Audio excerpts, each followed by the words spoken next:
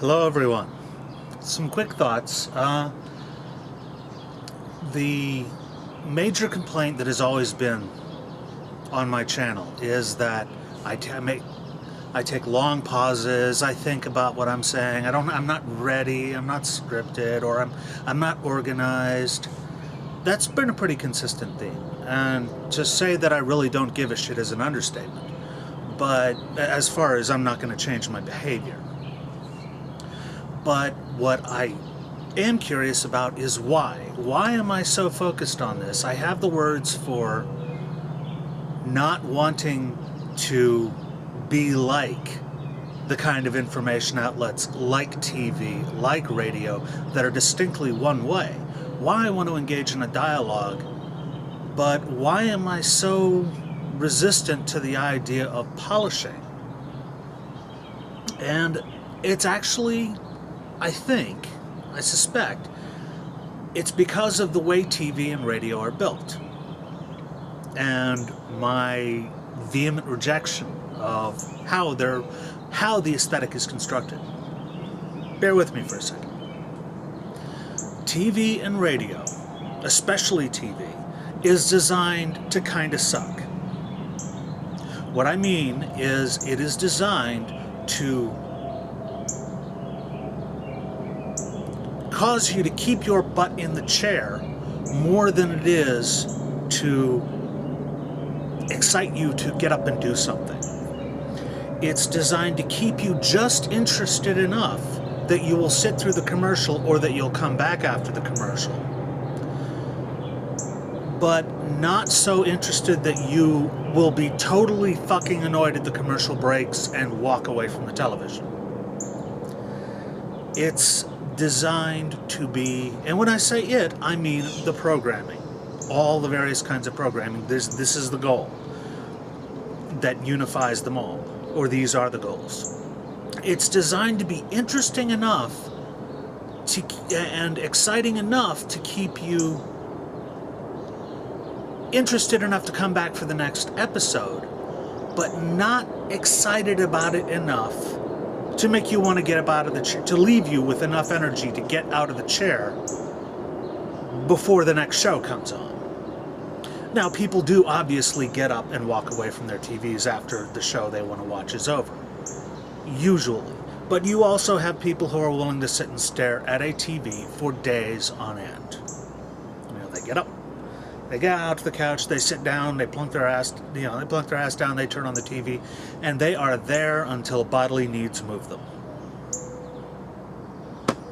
The couch potato stereotype does exist.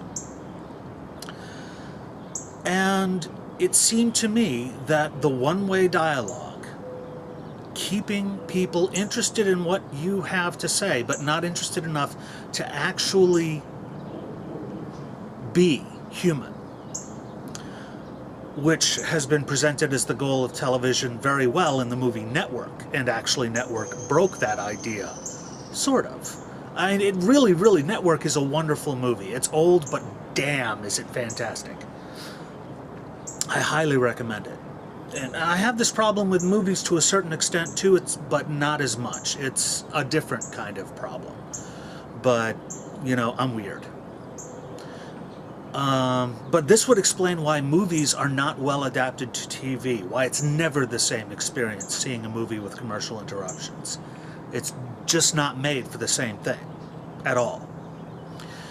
But the idea of the one-way dialogue, the idea of I'm going to present something at you and I'm going to do a half-assed job of not the presentation. The presentation will be several $1 million, but the ideas behind it will be just kind of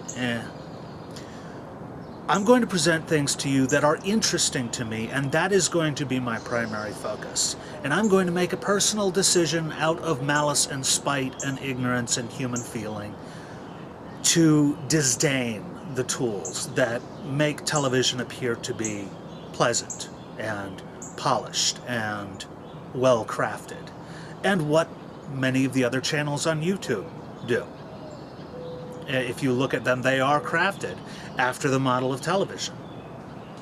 They're there to keep you there through the in-stream ad and then have you ready to click on to something else, but not actually do anything.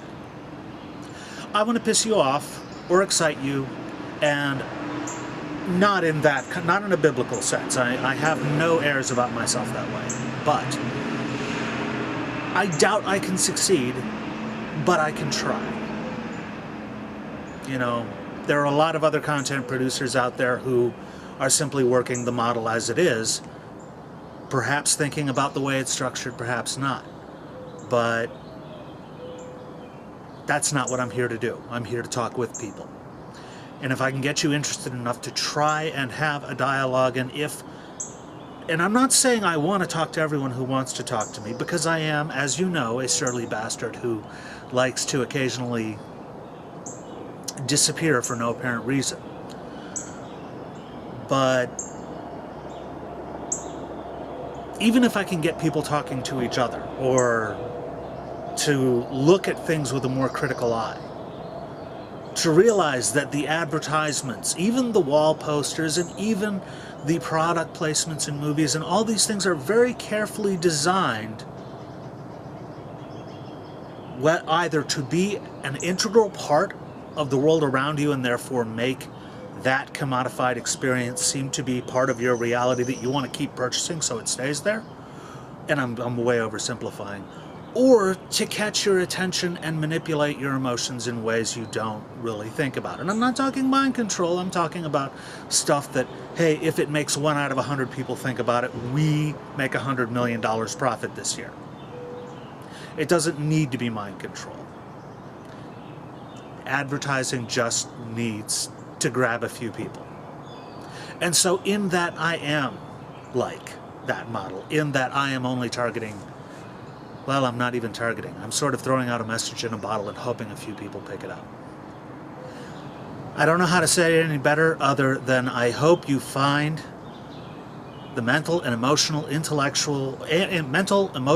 intellectual exchange that can happen with other human beings more fascinating and more interesting than the one way I'm going to put products and ideas and pictures and shiny objects at you and let you be a passive participant, and actually encourage you to be, and encourage your children to be, passive consumers of what I have to offer. I really, really, really hope you choose the former over the latter, because it's a far more human thing. The latter is for plants, and even they produce stuff.